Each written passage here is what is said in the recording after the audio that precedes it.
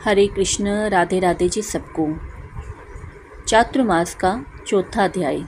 इस अध्याय में ब्रह्मा जी के द्वारा मानसिक और शारीरिक सृष्टि का प्रादुर्भाव, चारों वर्णों के धर्म तथा शूद्र जातियों के भेदों का वर्णन बताया गया है। एक बार नारद जी ने पूछा, हे पितामह, 18 प्रकार की प्रजाएं कौन कौन सी हैं? उनकी जीवन वृत्ति और धर्म क्या है, यह सब बताइए। तब ब्रह्मा जी ने कहा कि अपने काल के परिणाम से जब जगदीश्वर भगवान श्री हरि योग निद्रा से जागृत हुए, तब उस समय उनकी नाभि से प्रकट हुए कमल कोश से मेरा जन्म हुआ। तदंतर उस कमल की नाल से भगवान के उदर में प्रवेश करके जब मैंने देखा, वहाँ मुझे कोटि कोटि ब्रह्मांडों के दर्शन हुए। परंतु फिर जब बाहर आया, तब सृष्टि के पदार्थ और उसके हेतुओं को मैं भूल गया। तब आकाशवाणी हुई, हे महामते, तपस्या करो। यह भगवदीय आदेश पाकर मैंने 10,000 वर्षों तक तपस्या की। फिर मन के द्वारा पहले मानसिक सृष्टि का चिंतन किया। उससे मरीचि आदि मुनीश्वर ब्राह्मण प्रकट हुए। नारद उन्हीं में से सबसे छोटे होकर तुम उत्पन्न हुए। तुम ज्ञानी एवं वेदांत के पारंगत पंडित हुए। वे सब मुनि कर्मनिष्ठ हो सदा सृष्टि विस्तार के लिए उद्योग करने लगे।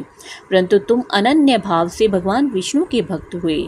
एकांत ब्रह्म चिंतन परायण, ममता और अहंकार से शून्य हुए।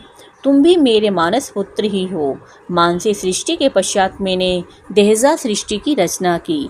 मेरे मुख से ब्राह्मण, भुजाओं से क्षत्रिय, दोनों अरुओं से वैश्य और चरणों से शूद्र उत्पन्न हुए। अनुलोम और विलोम क्रम से शूद्र से नीचे नीचे सब मेरे चरणातलों से ही प्रकट हुए हैं। नारद, मैं तुमसे उनके नाम बताता हूँ, सुनो। ब्राह्मण, क्षत्रिय और वैश्य के 3 ही द्विज हैं। वेद, तपस्या, पठन, यज्ञ करना और दान देना, ये सब इनके कर्म हैं। द्विजों को पढ़ाने और थोड़ा सा प्रतिग्रह लेने से ब्राह्मणों की जीविका चलती है। यद्यपि ब्राह्मण तपस्या के प्रभाव से दान ग्रहण करने में समर्थ है, तथापि वह प्रतिग्रह न स्वीकार करे, क्योंकि उसे अपने तपोबल की रक्षा सदा करनी चाहिए। वेद पाठ, विष्णु पूजन, ब्रह्म ध्यान, लोभ का अभाव, क्रोध न होना, ममता शून्यता, क्षमासारता, शिष्ट आचार का पालन, सत्कर्म परायणता, दान रूपी कर्म तथा सत्य भाषण आदि सद्गुणों से जो सदा विभूषित होता है, वह ब्राह्मण कहलाता है। क्षत्रिय को तपस्या, यज्ञ, दान, वेद पाठ और ब्राह्मण भक्ति, ये सब कर्म करने चाहिए। शास्त्रों से इनकी जीविका चलती है। स्त्री, बालक, गो, ब्राह्मण और भूमि की रक्षा के लिए, स्वामी पर आए हुए संकट को टालने के लिए, शरण में आए हुए की रक्षा के लिए तथा पीड़ितों की आर्त पुकार सुनकर उन सब का संकट दूर करने के लिए जो सदा तत्पर रहते हैं, वे ही क्षत्रिय हैं। वैश्य धन बढ़ाने वाला, पशुओं का पालक, कृषि कर्म करने वाला, रस आदि का विक्रेता तथा देवताओं और ब्राह्मणों का पूजक है। वह सूद लेकर धन की उत्पत्ति करे, यज्ञ आदि कर्मों का अनुष्ठान करता रहे, दान और स्वाध्याय भी करे।